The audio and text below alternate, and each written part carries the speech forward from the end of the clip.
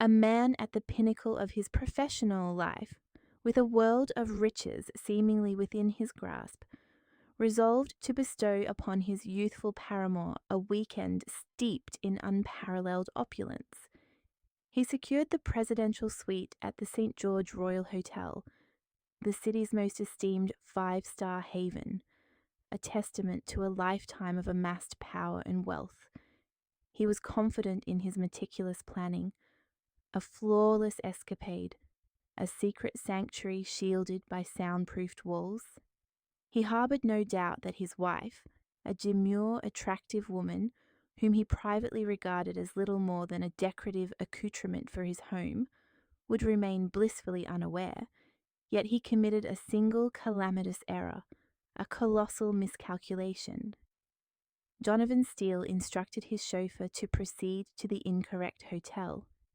He walked directly into the embrace of his lover for a weekend of illicit indulgence, unknowingly entering the very epicenter of his wife's influence and marching headlong towards his own spectacular downfall. Donovan Steele adjusted the knot of his silk cravat, his reflection staring back from the gleaming obsidian surface of his corner office window. 45 stories below, New York City lay spread out like an intricate circuit board, a complex tapestry of power and finance that he, Donovan Steele, Senior Vice President of Steele and Associates Capital, had expertly mastered. He was a sovereign surveying his dominion. His suit was a bespoke creation from Fifth Avenue. The timepiece adorning his wrist was a Patek Philippe knotless, and the automobile awaiting him on the street level was a midnight blue Rolls-Royce Ghost. These were not mere possessions. They were declarations of his triumphs, affirmations of his relentless ascent through the corporate hierarchy. His existence was a carefully curated masterpiece. His penthouse on the Upper East Side graced the pages of architectural publications. His two offspring were enrolled in the most prestigious private institutions that exorbitant wealth could procure. And then there was his wife, Genevieve, exquisite, sophisticated, hailing from a distinguished lineage, though one he consistently deemed old money marred in new poverty. She was the quintessential corporate consort, managing their household with a quiet competence, hosting flawless soirees, and never questioning his extended hours at the office. For 15 years she had been a constant, predictable, and, if he were entirely candid, rather monotonous fixture in his flawless existence. He viewed her as a valuable asset, akin to a blue-chip stock, yielding reliable, albeit unexciting, returns. A discreet rap on the mahogany door drew him from his reverie. "Enter," he commanded, his voice a smooth, authoritative rumble. The door creaked open to reveal Skylar Hayes. She was 26 years of age, with eyes the hue of aged whiskey and a cascading mane of honey-blonde hair that flowed over her shoulders. She served as a junior analyst within the Mergers and Acquisitions department, possessing sufficient intellect to be engaging, yet not so driven by ambition as to pose a threat. She was, in every respect, the antithesis of Genevieve. Where Genevieve embodied classic refinement and quiet reserve, Skylar radiated vibrancy, demanded attention, and exuded a thrilling candor in her admiration for his influence and riches. She softly closed the door behind her, a playful smile gracing her lips. "Everything ready for our weekend getaway, boss?" she purred, leaning against his desk. The aroma of her expensive perfume, a gift from him, permeated the air. "Everything is arranged to perfection," Donovan declared, a look of self-congratulation mirroring hers. He approached her, placing his hands on her waist. "The presidential suite at the St. George Royal, chilled champagne, a private dinner reservation at the chef's table, and a weekend where your sole responsibility is to luxuriate." Skylar's eyes widened. "The St. George Royal? Donovan, that place is legendary. I thought it was impossible to secure a suite there on such short notice." For most individuals, it is, he replied, relishing the awe on her face. But the Steele name still opens doors, darling. I made a single call to the concierge, mentioned a potential corporate account, and they practically unfurled the red carpet. A familiar surge of pride coursed through him. This was his power, the capacity to bend the world to his will with a solitary telephone conversation. He had informed Genevieve that he would be flying to Zurich for an urgent banking conference. It was the perfect deception, plausible, imbued with an air of significance, and necessitating his complete unavailability. He had even prepared a briefcase brimming with fabricated financial reports. A theatrical flourish he found rather amusing. Genevieve had packed his valise as was her custom, her expression placid and unquestioning. She even reminded him to take his blood pressure medication. The irony was exquisite. And Genevieve, Schuyler inquired, her voice a soft whisper, a flicker of apprehension clouding her features. Donovan made a dismissive gesture with his hand. She believes I'll be engaged in negotiations with Swiss bankers all weekend. She's likely devising her schedule for the charity gala or discussing floral arrangements with the groundskeeper. Her world is insular, confined. She wouldn't suspect a thing. He genuinely believed it. Genevieve resided within a gilded cage he had meticulously constructed for her. She occupied herself with her charitable endeavours, her luncheons, her book club gatherings with fellow society matrons. He funded it all naturally, providing her with a generous stipend that ensured her comfort and, he presumed, her contentment. He had convinced himself that her lack of personal ambition was a manifestation of her satisfaction, rather than an indication of something concealed. She was an anachronism, a beautiful woman from a bygone era who failed to comprehend the visceral realities of modern aspiration. She had no inkling of how the true world, the world he commanded, actually functioned.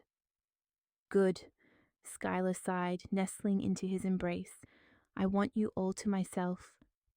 You shall have me, he vowed, kissing her deeply. The exhilaration of the clandestine, the sheer audacity of the entire affair, was intoxicating. He was Donovan Steele. He dictated the terms. This weekend was not merely about pleasure, it was a celebration of his own unassailable status. He was escorting his mistress to the city's most lavish hotel, an establishment synonymous with the entrenched elite, and he was doing so directly beneath his wife's unsuspecting gaze. The sheer arrogance of the act constituted half the enjoyment. As he held Schuyler, the image of Genevieve meticulously folding his shirts and placing them into his suitcase flickered through his mind. He felt a transient, almost imperceptible pang of something, not guilt, but a faint disquiet. He instantly dismissed it. It was merely the residual trace of a conventional conscience, a vestige that no longer served him. The Rolls-Royce Ghost glided to a silent halt beneath the ornate wrought iron and glass canopy of the St. George Royal Hotel. A doorman, clad in an impeccably tailored dark green uniform adorned with gold epaulets, moved with practiced grace to open Donovan's door before he was even aware of their arrival. "Welcome to the St. George Royal, Mr. Steele," the doorman murmured, his voice a subtle hum. He recognized Donovan, or at least he recognized the automobile and the suit. That was all that mattered. Donovan stepped onto the granite curb, experiencing the familiar sensation of arrival that accompanied entry into such an establishment. This was his natural milieu. He was not a mere guest here. He was a member of the echelon for whom establishments like this were conceived. Schuyler emerged from the opposite side, her eyes wide as she surveyed the hotel's facade. A Baroque architectural marvel of limestone carvings, grand arches, and soaring columns. She appeared momentarily overwhelmed, a country girl in the land of Titans. Donovan found it endearing. He took her arm, his touch firm and reassuring.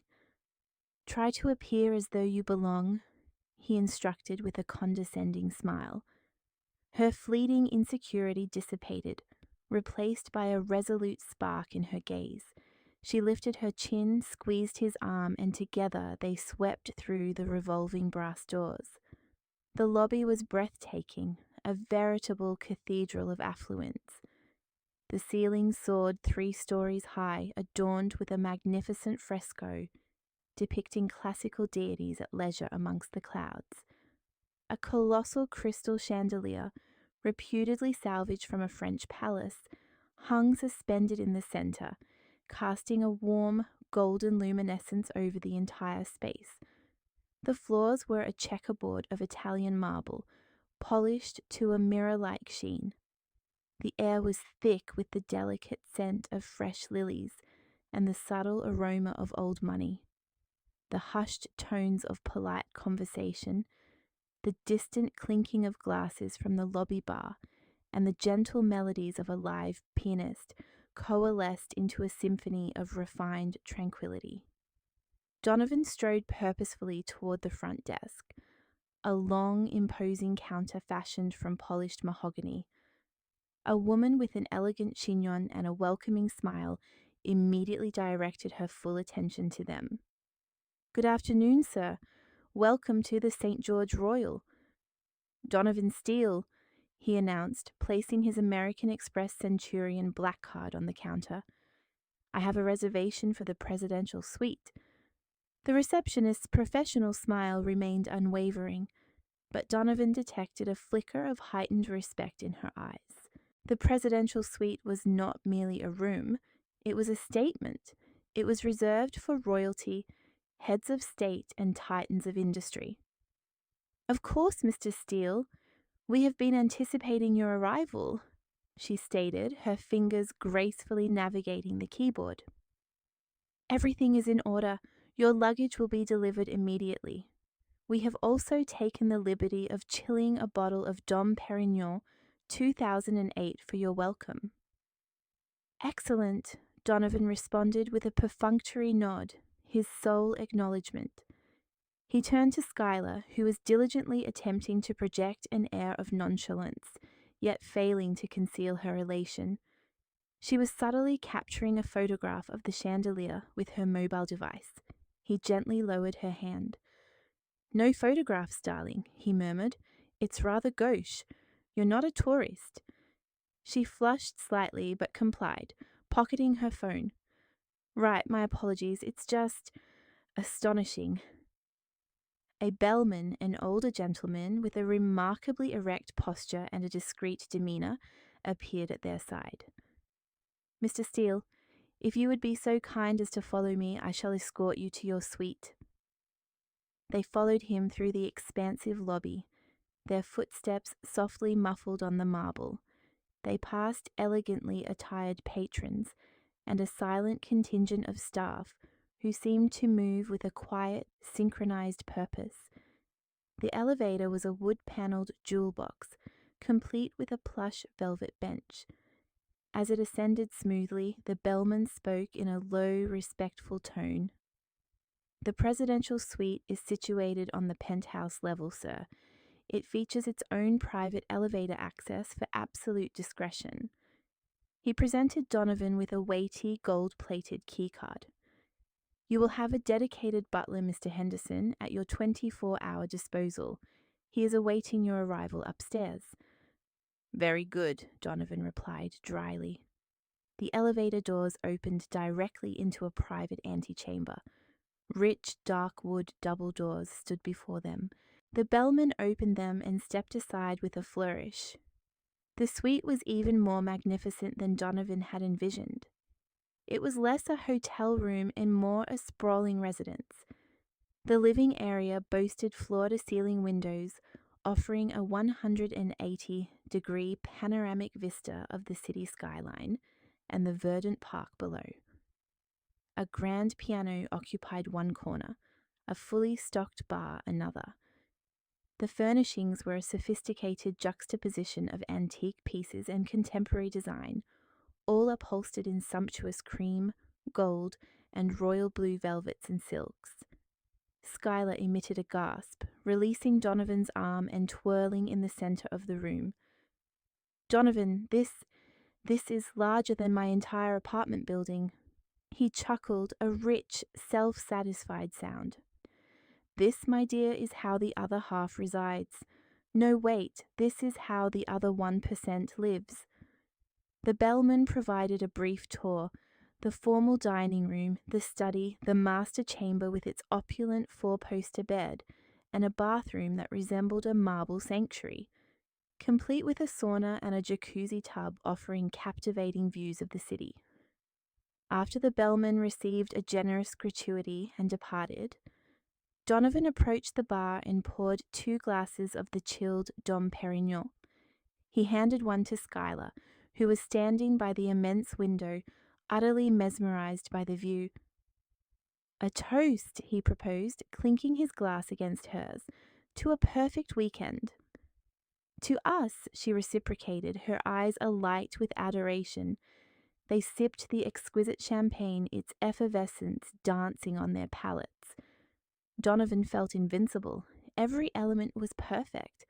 Every detail had been meticulously managed, every potential contingency accounted for. Within this suite, elevated high above the world, he was beyond reproach.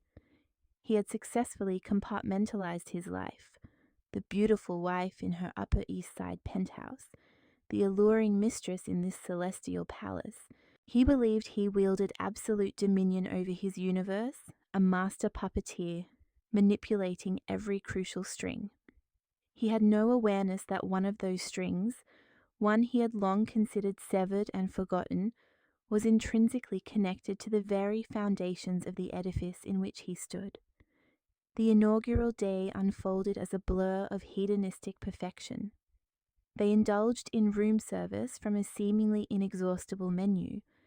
They lounged in plush bathrobes and fully availed themselves of the suite's lavish amenities. Donovan experienced a profound sense of contentment. He had earned this respite. The pressures of multi-billion-dollar transactions and market volatility receded in the face of such absolute comfort. That evening they dined at the chef's table, the hotel's acclaimed 3 Michelin-starred restaurant.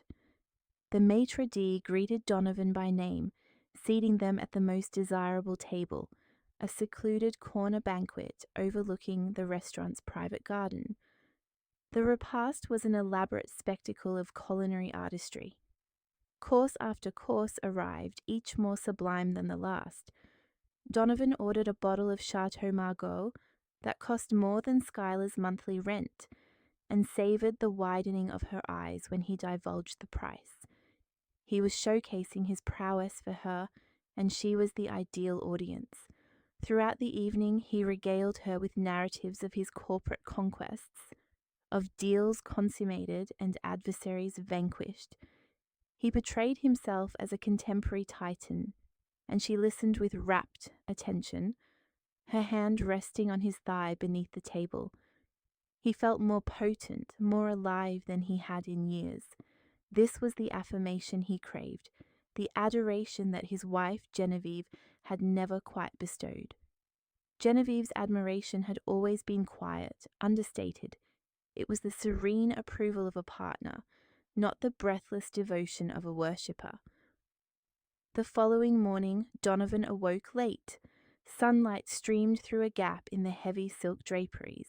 Schuyler was still asleep, her blonde hair fanned out across the ridiculously high thread-count pillows. He slipped out of bed, feeling refreshed and content. He decided to indulge in a steam bath in the marble ensuite before ordering breakfast. Stepping out of the steam shower, he reached for one of the thick, heavy robes hanging on a heated towel rack. It was impossibly soft, crafted from the finest Egyptian cotton. He pulled it on and belted it, his gaze scanning his reflection in the anti-fog mirror. It was then that he noticed it. On the lapel of the robe, embroidered in a subtle, elegant silver thread, was a monogram, It comprised a G intertwined with a V. GV. He frowned, tracing the letters with his finger. What did they signify? He vaguely recalled the hotel manager's name being mentioned. Deo, perhaps. Was it associated with the hotel's founding family? It seemed plausible. This establishment exuded an aura of old-world European tradition. Still, it was an oddly specific detail. He shrugged. It was merely a monogram. He returned to the main suite, the robe cinched tightly, and summoned his butler, Mr. Henderson, to arrange for breakfast. While he waited, his eyes roamed around the room, now settling on the more minute details he had overlooked in his initial awe. He noticed the stationery on the mahogany desk, a thick cream-colored cardstock. He picked up a sheet. In the upper corner, engraved in the same elegant script as the monogram, were the intertwined initials. A faint, unidentifiable unease began to stir in the pit of his stomach. It was akin to detecting a single discordant note within an otherwise perfect symphony. When Mr. Henderson arrived with a cart laden with their breakfast, smoked salmon, truffle scrambled eggs, freshly baked pastries, and silver pots of coffee, Donovan decided to inquire. "Mr. Henderson," he began, attempting to sound casual. "I was admiring the hotel's branding. These initials," he said, gesturing to the stationery, "Greavy for the hotel's founder?" The butler, a man whose face was a mask of professional discretion, paused for a fractional second. "The monogram represents the ownership, sir. It has been the hotel's emblem for a considerable time." The response was polite, professional, and offered him absolutely no definitive information. The subtle hesitation, however, did not escape Donovan's notice. He was a man whose livelihood depended on deciphering people. He could detect a fabrication across a boardroom table. The butler was being evasive. "I see," Donovan conceded, dropping the subject, but the thought persisted. As he ate his breakfast, the letters resonated in his mind. GV. GV. The familiarity was maddening. It tickled the periphery of his memory. A name, a place he couldn't quite pinpoint. He thought of Genevieve. Her maiden surname was Vaughan. Genevieve Vaughan. GV. The realization struck him with the force of a physical blow. He actually set down his coffee cup with a clatter. It couldn't be. It was an absurd coincidence. Her family had indeed been affluent, but they had relinquished the majority of their fortune generations ago. Her father, William, had been a quiet, unassuming gentleman who had passed away a decade prior, bequeathing Genevieve a modest inheritance that Donovan, naturally, had assimilated into his own portfolio and managed on her behalf. He recalled William as a gentleman from a bygone era, perpetually espousing the virtues of standards and legacy, yet seemingly possessing little tangible substance. He had owned a few small boutique hotels, Donovan remembered, but nothing on the scale of the St. George Royal Hotel. No, it was implausible, a ridiculous paranoid leap of logic. There must be hundreds of names that fit those initials. Grant, Vance, Duke, all far more likely candidates. He glanced at Schuyler, who was enthusiastically capturing a photograph of her aesthetically arranged breakfast plate for her social media feed. She was oblivious to his internal consternation. "Everything all right, Donovan? You look as if you've seen a ghost," she remarked, finally looking up from her phone. "Fine," he snapped, his tone sharper than he had intended. "Just contemplating the markets." He forced himself to relax. He was being foolish.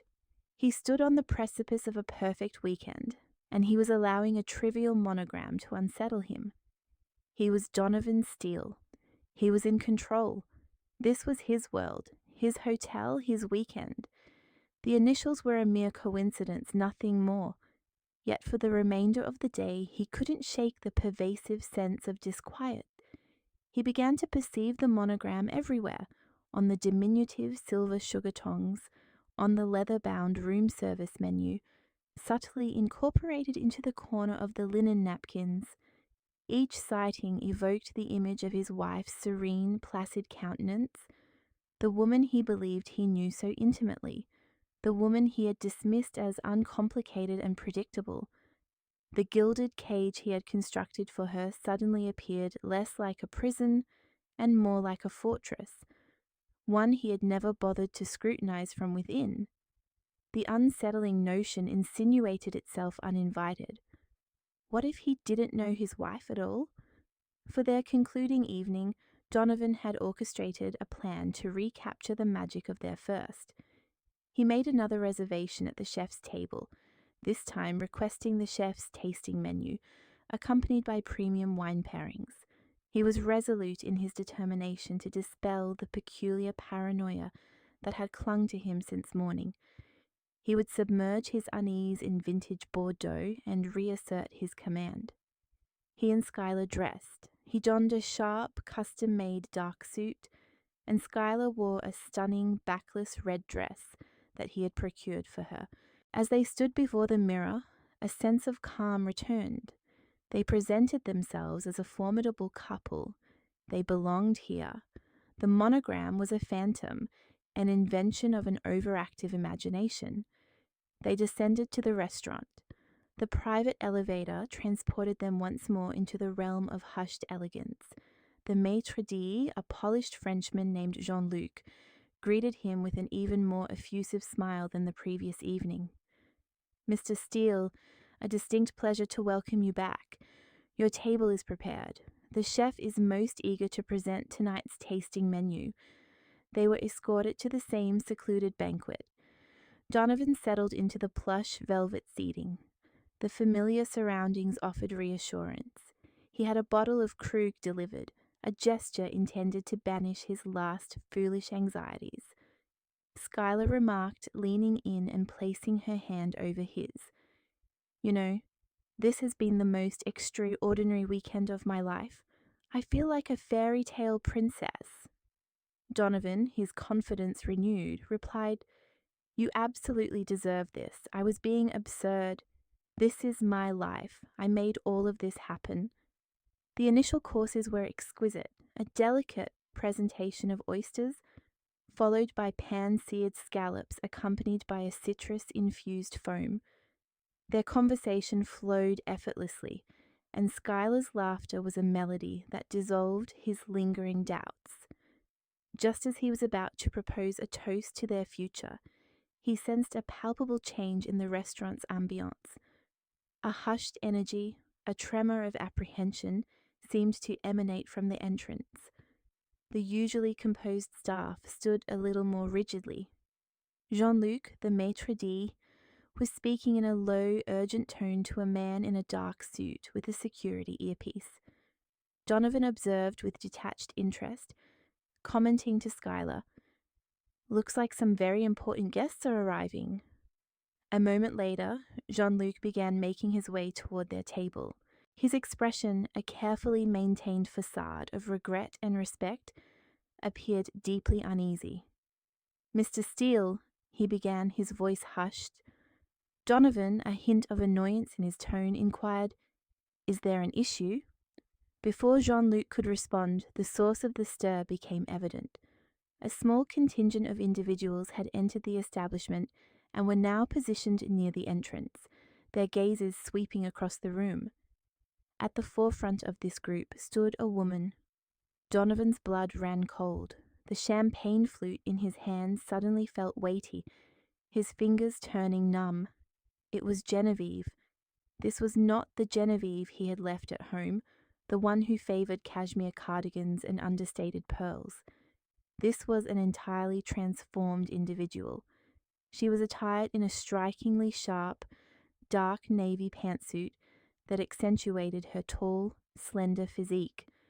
Her hair, typically styled softly, was now in a sleek, severe cut that framed a face set with an expression of icy composure and absolute command. Her sole adornments were a pair of large diamond studs that glinted like shards of ice. Flanking her were two men. One was a distinguished elderly gentleman with silver hair and keen eyes, a man Donovan recognized with a jolt of dismay. Elias Sterling, the renowned and notoriously formidable corporate attorney, a close confidant of Genevieve's father. The other was the hotel's general manager, a face Donovan recognized from promotional materials. They stood slightly behind her, akin to loyal aides attending their commanding officer. Schuyler, following Donovan's transfixed gaze, turned. "Donovan, who is that? Do you know her? She looks a bit like your—" Her voice faded as the gravity of the situation began to register. Genevieve's eyes surveyed the room calmly and methodically, before fixing directly on their table. There was no surprise in her gaze, no bewilderment, merely a cold, calculated recognition. It was the look of a predator that had finally cornered its quarry. The entire restaurant had fallen into a profound silence. Patrons remained frozen, cutlery suspended mid-air.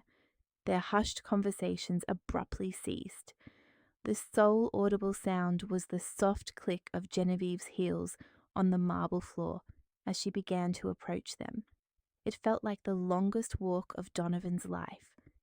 Each step reverberated in the vast quietude, a rhythmic beat marking the seconds until his world would unravel. His mind raced, desperately seeking a fabricated excuse, a rationalization, an escape strategy, but none presented itself. The carefully constructed edifice of his clandestine existence was not merely faltering, it was dissolving before his eyes. He glanced at Schuyler, whose face had blanched, her crimson smile contorted into a grimace of terror. He then looked at the other diners, their expressions a mixture of curiosity and commiseration, before returning his gaze to his wife, who was now mere feet away. In her eyes he did not find the wounded partner he might have anticipated. He saw a stranger. He saw a sovereign arriving to reclaim her dominion, and he understood with a bone-chilling certainty that he was nothing more than an interloper in her realm. Genevieve halted beside their table. She did not acknowledge Schuyler. Her complete, unyielding, focused attention was solely on Donovan. The subtle, expensive fragrance of her perfume, a scent he hadn't encountered from her in years, wafted towards him. It was sharp and clean, reminiscent of winter air. "Donovan," she stated. Her voice was perfectly even, devoid of any inflection. It was the tone she employed when issuing directives to her staff, calm and definitive. "I believe you are occupying my seat." The statement lingered in the air, a masterclass in veiled meaning. Donovan looked up at her, his mouth parched. He felt the weight of countless eyes upon him. The meticulously crafted image of Donovan Steele, the titan of industry, was shattering like fragile glassware. "Genevieve," he stammered, his mind a void of panic. What are you doing here? I thought you were in New York for the charity gala." A faint, mirthless smile touched her lips. "I cancelled. Something of greater import demanded my attention." Her gaze finally shifted to Schuyler, a swift, dismissive glance that took in the expensive attire and the palpable fear. She regarded Schuyler not as a rival, but as one might observe a piece of misplaced furniture. "And I see you've brought a companion." Schuyler recoiled in her seat, her wide, frightened eyes pleading with Donovan. She opened her mouth to speak, but no sound emerged. Genevieve's attention returned to Donovan. "I must say, Donovan, I am impressed. The presidential suite, the chef's table. You possess discerning taste. It is reassuring to know you appreciate the family enterprise." The family enterprise. The words struck him with the force of a physical blow, connecting the unsettling fragments that had tormented him all day. The monogram, G.V. Genevieve Vaughan. I don't understand," he managed to articulate. though the truth was dawning on him with the overwhelming power of a tidal wave. "Allow me to illuminate," Genevieve said, her voice dropping slightly, becoming even more precise. Each syllable was a finely honed instrument. "My father, William Vaughan, established the Vaughan Hotel Group 60 years ago. His initial venture was a modest country inn, but he was an exceptionally intelligent man. He meticulously constructed an empire with his own hands. The St. George Royal Hotel was his magnum opus, the crowning jewel of his achievements. Upon his passing, he bequeathed his entire controlling stake, every last share, to me." She paused, allowing the revelation to sink in. The entire restaurant was absorbed, captivated by the unfolding real-life drama. "For a decade," she continued, "I permitted a hand-selected board of directors, chosen by my father, to manage the company's day-to-day affairs. I desired a tranquil existence. I wished to raise my children. I wanted to be a wife. I entrusted the legacy my father built into capable hands, and I trusted my husband." Her eyes met his, and for a fleeting moment he perceived a flicker of the profound hurt he had inflicted, but it was swiftly suppressed, replaced by an unyielding resolve. "However, recently I determined it was time to assume a more active leadership role. As of last Monday's annual shareholders meeting, I have disbanded the board and assumed my rightful position.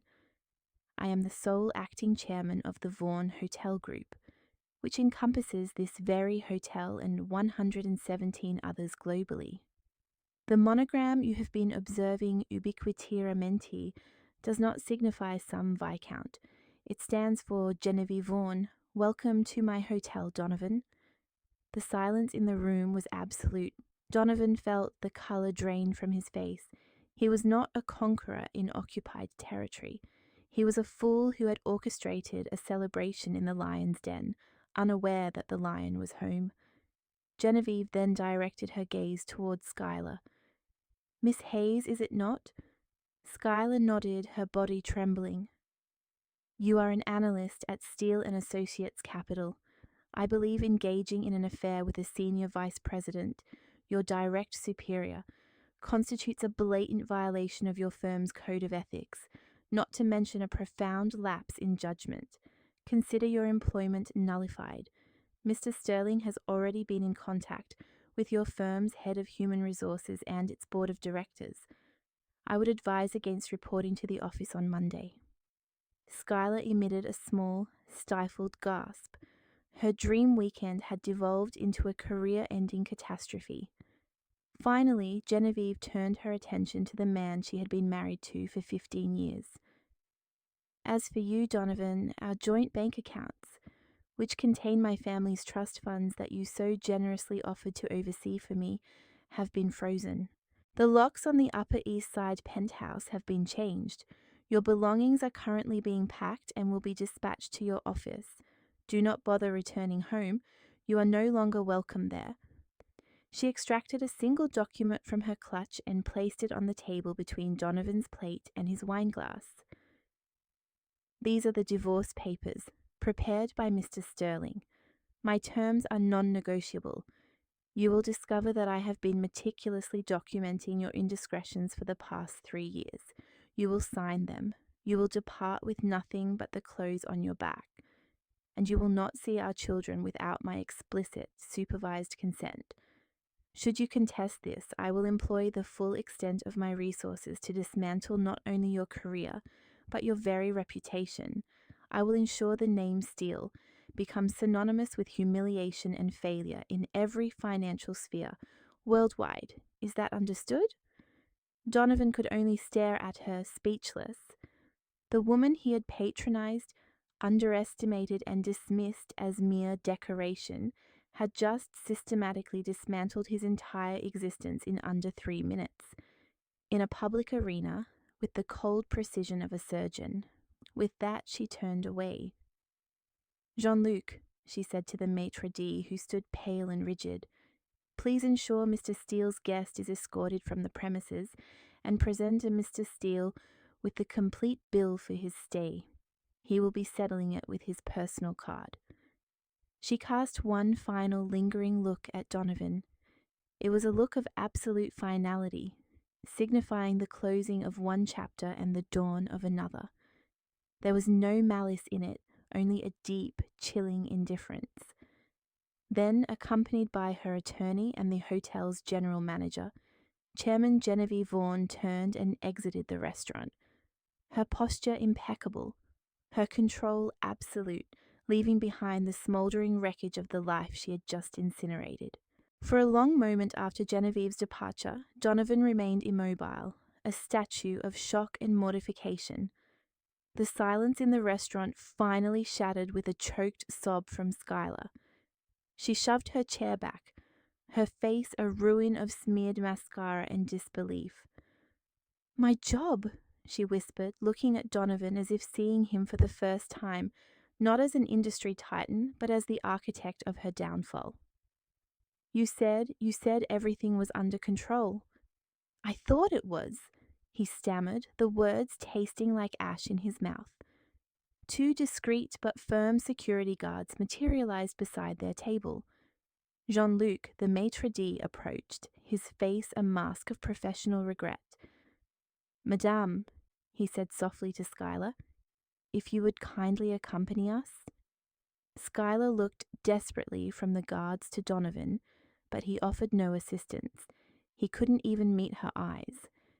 Humiliated, she clutched her small clutch purse and allowed herself to be led away, her crimson dress a stark splash of shame against the restaurant's muted tones. The moment she was gone, Jean-Luc placed a leather folio containing the bill on the table. "Your check, Mr. Steele." Donovan stared at it, opening it apathetically. The figure within was astronomical. The suite, the room service, the vintage wines, the tasting menus. It was a sum that would make most people gasp, but to him it should have been inconsequential. He fumbled for his wallet, his hands trembling slightly. He handed Jean-Luc the black card. The maitre d' returned a minute later, his expression even more pained. "My apologies, Mr. Steele. The card has been declined." "What?" Donovan scoffed. "That's impossible. Try it again." "We have, sir, 3 times. It appears the account has been suspended." Of course, the joint accounts. Genevieve hadn't merely frozen them, she had likely cancelled his supplementary cards as well. He fumbled for another card, a corporate visa. "Try this one." Jean-Luc returned again, shaking his head slightly. Also declined. "Sir," blood rushed to Donovan's face. The other diners were no longer attempting to conceal their scrutiny. Their hushed whispers formed a low hum of judgment. He was no longer one of them. He was the evening's entertainment. "This is preposterous. There must be an error," Donovan boomed, his voice escalating.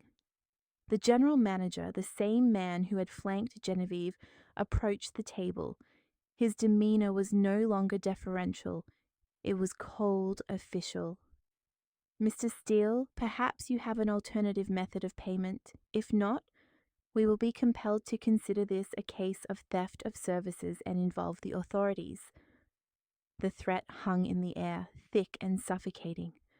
Donovan Steele, a man who moved billions of dollars before breakfast, could not settle his hotel bill. The humiliation was absolute. He had no cash, no functional cards. He was trapped. Mr. Sterling, Genevieve's attorney, reappeared at the edge of the dining room. He approached the manager, exchanged a few quiet words, and then addressed Donovan. "Mr. Steele," Sterling said, his voice like gravel. "Mrs. Steele, that is Miss Vaughan, has graciously offered to settle your account. It will be deducted from any minimal settlement you might have anticipated in your divorce. Consider it her final token of generosity." He slid the divorce papers closer to Donovan. "I suggest you sign them immediately." Defeated, Donovan picked up the pen. His signature, usually a bold, assured stroke, was a pathetic, trembling scribble. He had been outmaneuvered completely and utterly. "Now," the general manager stated, his voice hard. "You have 10 minutes to gather your belongings and vacate the premises. Security will escort you." The walk of shame from the restaurant, through the grand lobby and up to the suite, was excruciating. Every glance from a guest, every sidelong look from a staff member felt like a physical blow. The deference and respect were gone, replaced by disdain and cold indifference.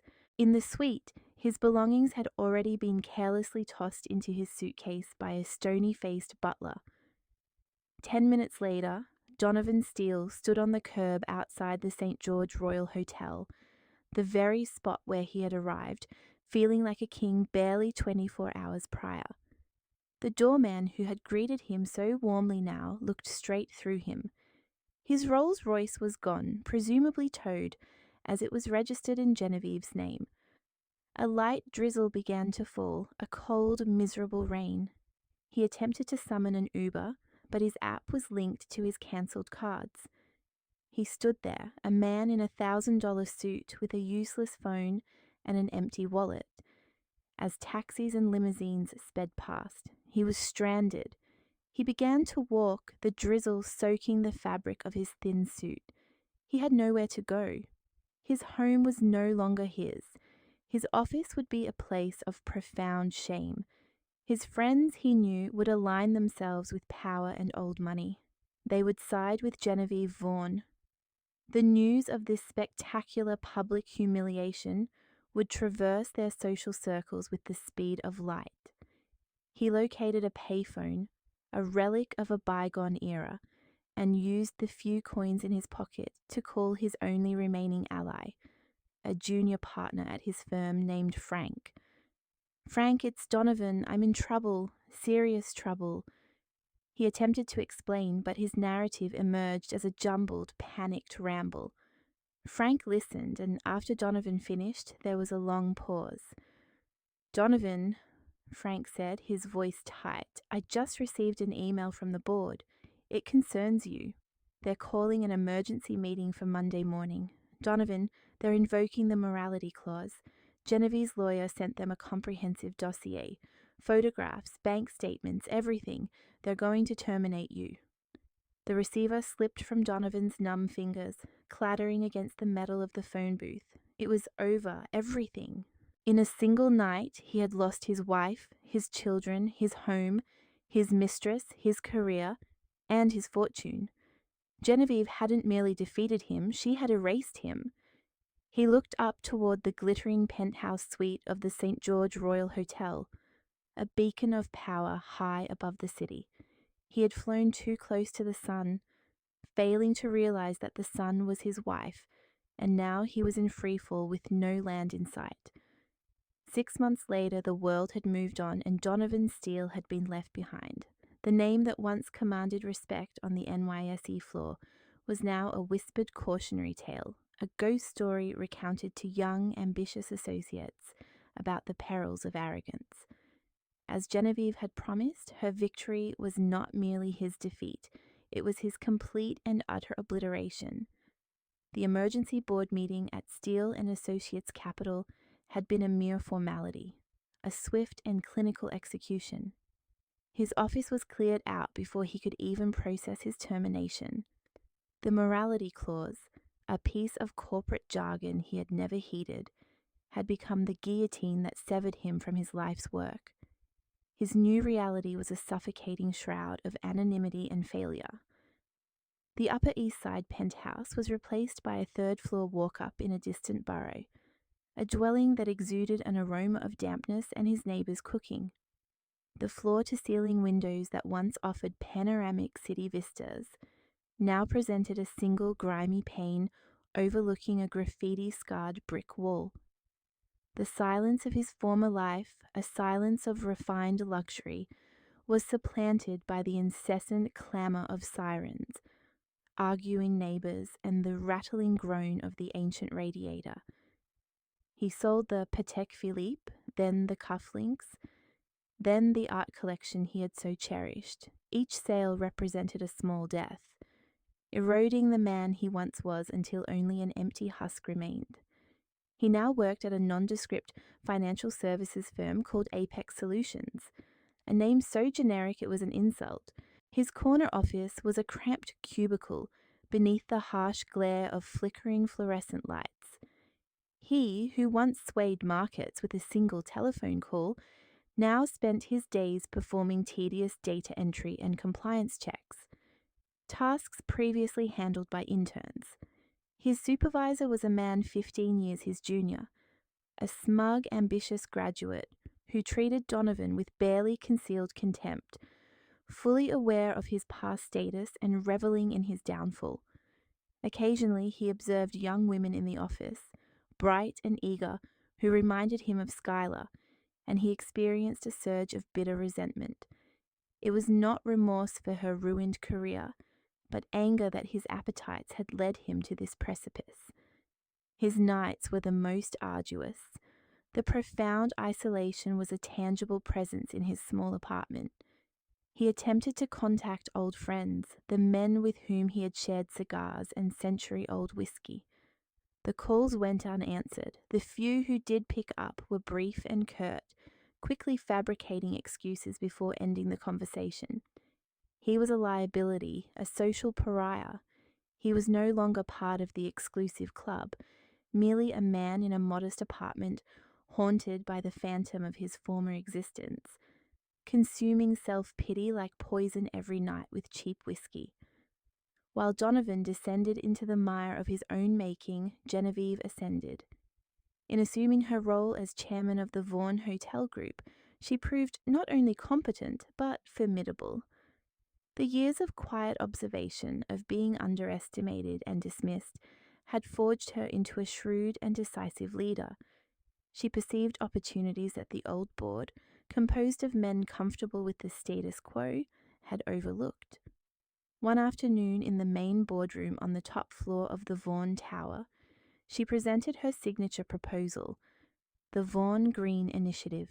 It was a decade-long, multi-million-dollar plan to render the entire hotel chain carbon neutral, focusing on sustainable sourcing, renewable energy, and community investment. A portly, silver-haired board member named Gerald Campos, a holdover from the old guard and a friend of her father, cleared his throat condescendingly. "Genevieve," he began, "with all due respect, this is a noble sentiment, but the figures are idealistic. The initial outlay will impact our profitability for the foreseeable future. Our investors anticipate financial returns, not altruistic gestures." Genevieve remained unfazed. She met his gaze with her composed, unwavering eyes. "Thank you, Gerald," she stated. "I appreciate your conventional viewpoint." The word conventional was delivered with surgical exactness, rendering it synonymous with antiquated. She activated a control, and the display behind her illuminated with intricate graphs and financial forecasts. "What you perceive as altruistic gestures, Gerald," she continued, "I classify as future-proofing. Our primary consumer base, individuals under 40 years of age with significant purchasing power, are increasingly basing their choices on corporate responsibility and environmental stewardship. This is not a cost, it is an investment in our brand's enduring relevance for the next 50 years. My projections indicate that while we will experience a 5% reduction in net earnings for the initial 18 months, the favorable media coverage, enhanced customer loyalty, and governmental tax advantages will result in an anticipated 15% expansion of our market share within 5 years. We will not merely be a premium brand, we will be the leading ethically minded premium brand."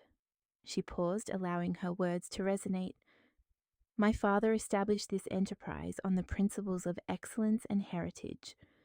This represents the legacy for the 21st century." The proposal passed. A collective hum of assent spread through the assembly.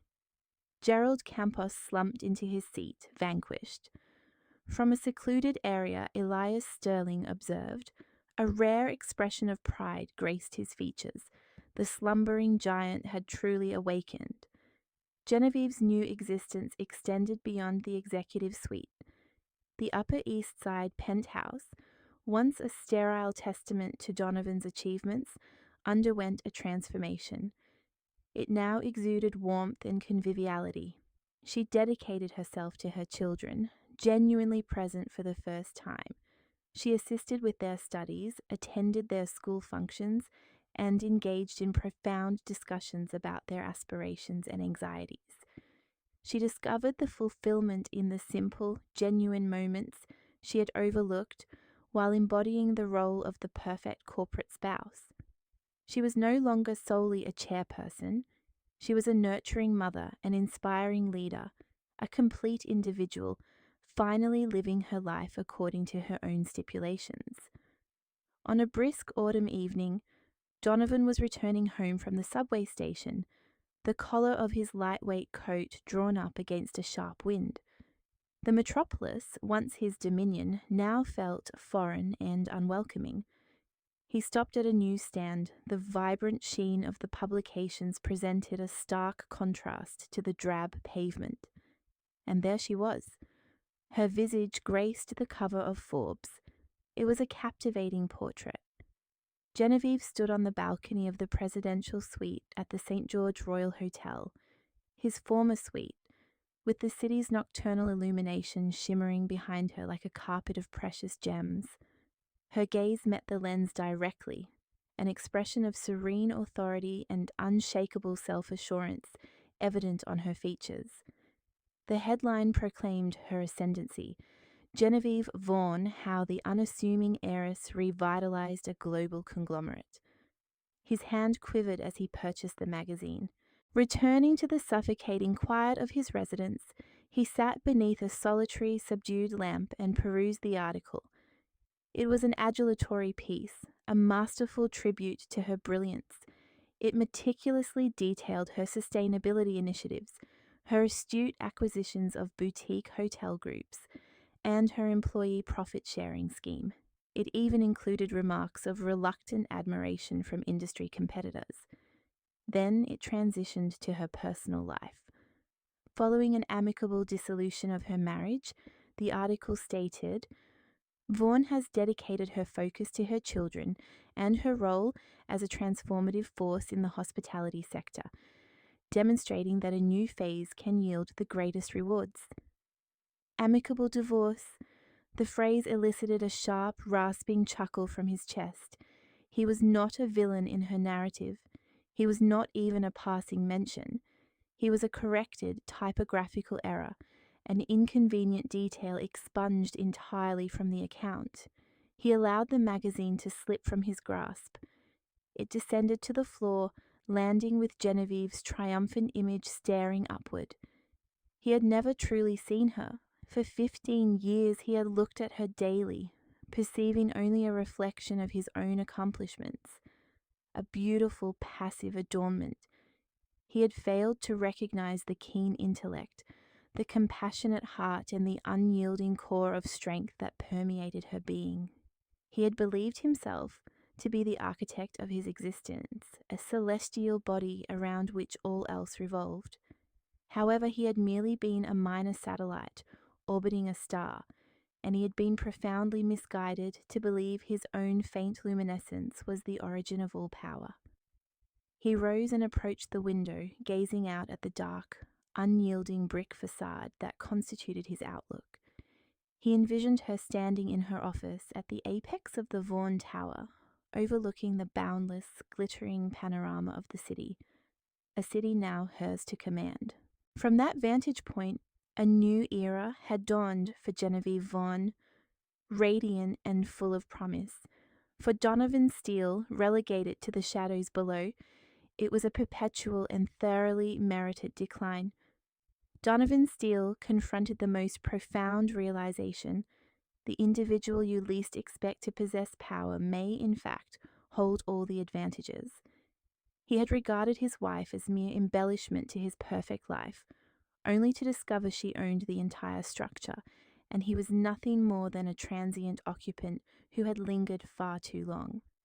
Genevieve's chronicle serves as a potent reminder that fortitude is not always overt.